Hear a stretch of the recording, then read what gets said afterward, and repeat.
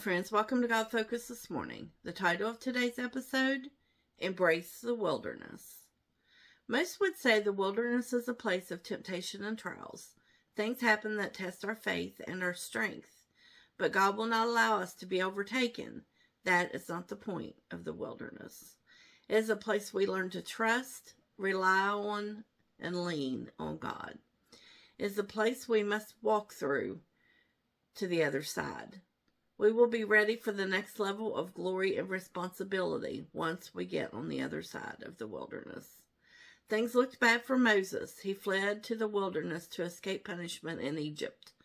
While in the wilderness, he learned skills he needed to be an effective leader. He also learned survival skills and his way around the desert. Then one day, he had an intimate encounter with God. The creator of heaven and earth spoke to him from a burning bush that did not burn up.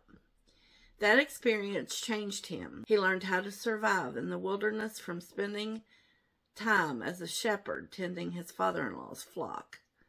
God won't stick us out in the wilderness without provision. He gave the Israelites what they needed. Manna, water, their clothing never wore out. Think about that. They traveled for 40 years and their shoes and clothes never wore out. The wilderness is a place of testing. Jesus was in the wilderness and was tempted of the devil after a long fast. We must trust God's plan. Yes, the enemy may come on strong, but we can combat him with the same way Jesus did and quote the word to him. The wilderness is also a place of preparation.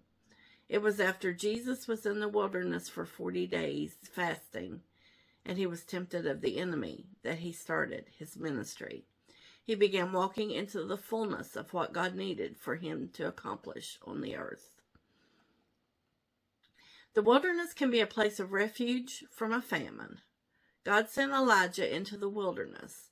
There he sent ravens to feed him, showing that God will take care of his people, even in the wilderness of life. Elijah also fled from Jezebel after a miracle of him calling fire down from heaven to prove God to the Jewish people. It was in that wilderness that he found a cave, and God provided him food and drink and strengthened him.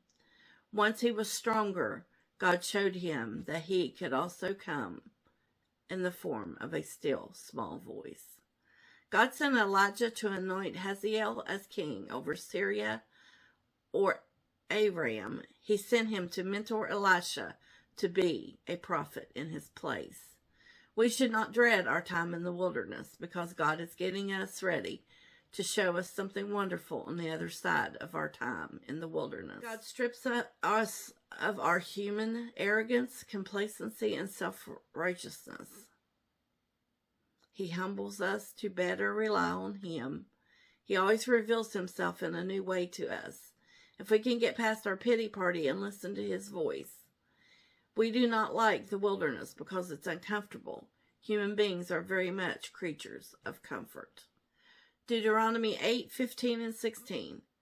Who led thee through the great and terrible wilderness, wherein were fiery serpents and scorpions and drought, where there was no water, who brought thee forth water out of a rock of flint.